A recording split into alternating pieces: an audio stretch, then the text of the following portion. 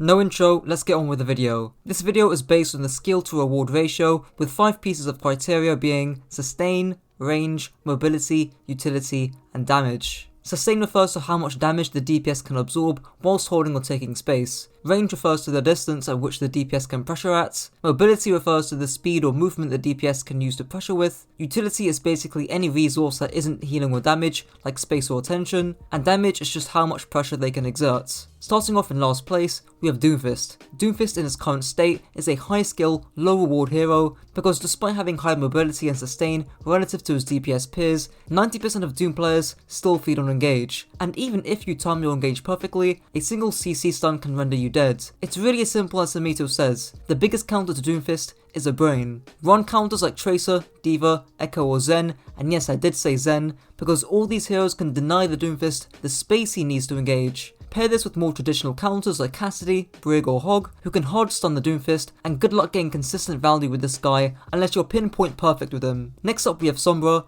who has an insane amount of utility with her EMP and hack, alongside some horizontal and vertical mobility. However, her biggest issue in Overwatch 1 is how team reliant she is to get value out of. She's essentially a lower damage version of Tracer if you and your team aren't getting value out of EMP, and yes, whilst you may have the greatest range of any hit scanner flanker, the enemy team can outrange you with picks like Cassidy or Hanzo. After, we have Symmetra. Despite being played in Ryan comps a lot, her sustain actually isn't very high, hence why you often see Symmetras die first so often, and why she can feel pretty squishy when the team aren't playing around her. Her range and mobility stats also aren't great, with her inconsistent right clicks and her TP more so functioning for team utility rather than mobility. Speaking of her utility and damage though, that's where she thrives in. But getting Symmetra to that max damage, and getting her team to use the utility of her TP, turrets and ultimate in a ranked setting is idealistic to say the least, hence why she's not very easy to rank up with. Following Symmetra I have Bastion. Some may put him in the very last spot, but his damage is just insane if used correctly. A well-timed flank on Bastion can very quickly lead to a teamfight win, and as long as you don't stay in the sentry mode for too long, Bastion can quickly melt the enemy team.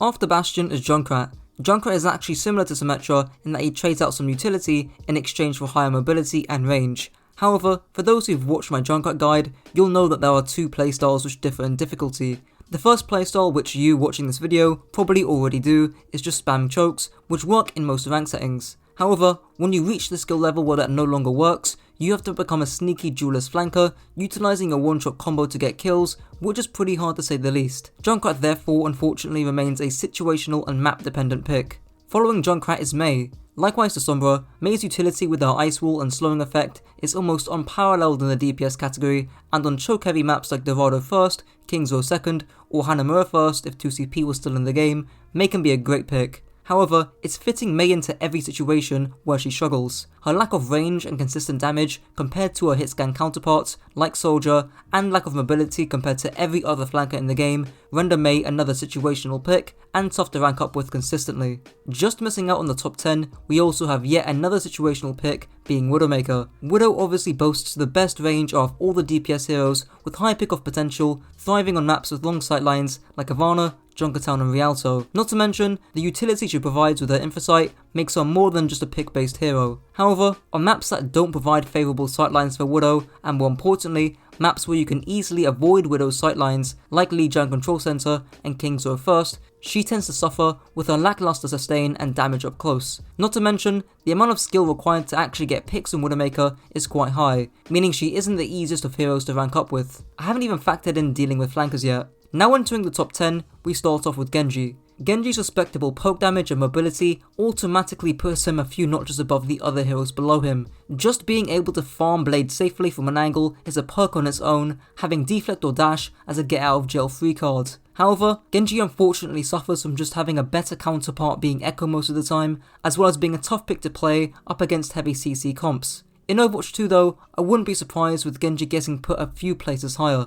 In the 9th spot, we have Pharah. I essentially view Pharah as a better, more consistent version of Junkrat, as both of you have the 2 same playstyles of either spamming chokes or taking duels, and I'd much rather take duels as Pharah. Her Concussion Blast as a consistent way of engaging duels, as well as the ability to two-shot any squishy up close, means Pharah is just about versatile enough to play in a multitude of situations. However, her sustain is what lets her down. You have to be playing across cover and rooftops against hitscan, especially if you haven't got a pocket, and timing your duels perfectly, and landing the shots, which isn't always the easiest task in the world. However, your flexibility against the multiple compositions, either spamming from range or playing up close, aids Pharah's placement in the 9th spot. After Farah, I have Reaper. Similar to the last placement, Reaper also has 2 playstyles, being a frontline tank shredder thanks to his very high sustain, or being a flanker, utilising the mobility from his TP. Reaper's damage, thanks to the range buff he got quite a while back, paired with his lifesteal and 250 HP,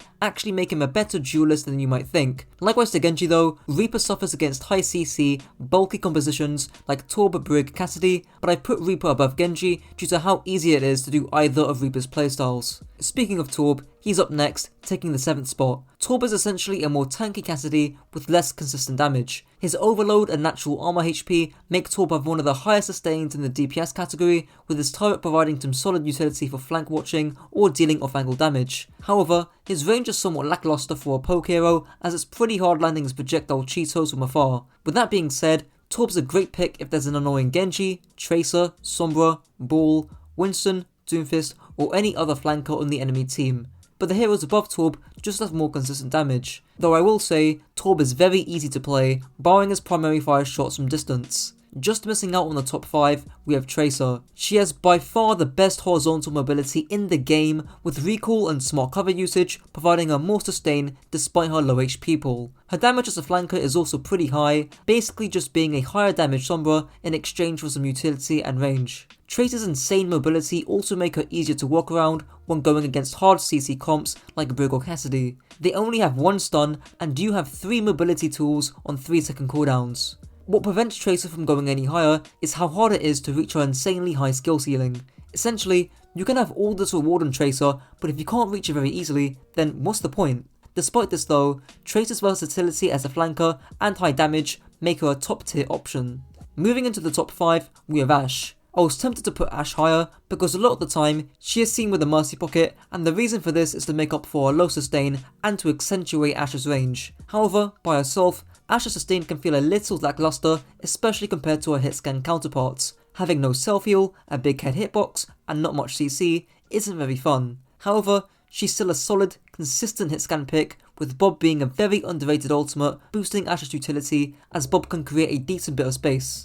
Not to mention, Ashe's shots paired alongside her dynamite can certainly pack a punch. In the 4th spot, we have Cassidy. Cassidy's strength lays in him being the hit scan hero with the highest sustain in the DPS category, whilst also not sacrificing any damage. Cassidy can somewhat easily take an angle without too much concern, with his flashbang, roll, and extra 25 HP being fail-safes in case he gets dove. His issue, however, is just the lack of a self-heal, meaning he can't stay on angles for as long as he'd like. With this being said, the amount of space Cassidy can create with High Noon, the bulkiness of the hero, and the consistent damage via the Peacekeeper make Cassidy a relatively easy hero to climb with. Now to the top 3, starting with Echo. Echo is just an all-around hero, with no glaring deficit in any category. Her vertical and horizontal mobility, thanks to her flight, allows her to get into positions for aerial assassinations, or to just spam from range and land stickies to farm her ultimate. Not to mention, in a ranked solo queue setting, her ultimate can be devastating. A duplicated Reinhardt barreling down main, a duplicated Ana with nade or nano,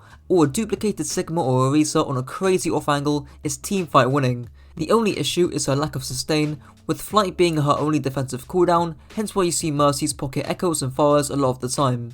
Moving on to runners up, we have Hanzo. I initially didn't think of putting Hanzo this high up, considering he's technically a sniper, and snipers tend to be situational, skill-based picks, and while some of that is true, what really carries Hanzo to this position is his versatility in almost every situation.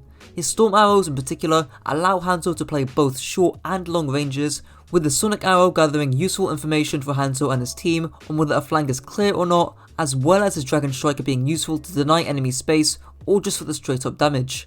Likewise to just DPS picks in general, Hanzo's lack of sustain with no self-heal or CC, as well as the difficulty of landing his arrows from range, prevent Hanzo from taking the number 1 spot. Lastly, and you probably could have guessed this from the very beginning, but our number 1 spot goes to Soldier. When making these cards, he was the first one I made because he just seemed to be the jack of all trades hero.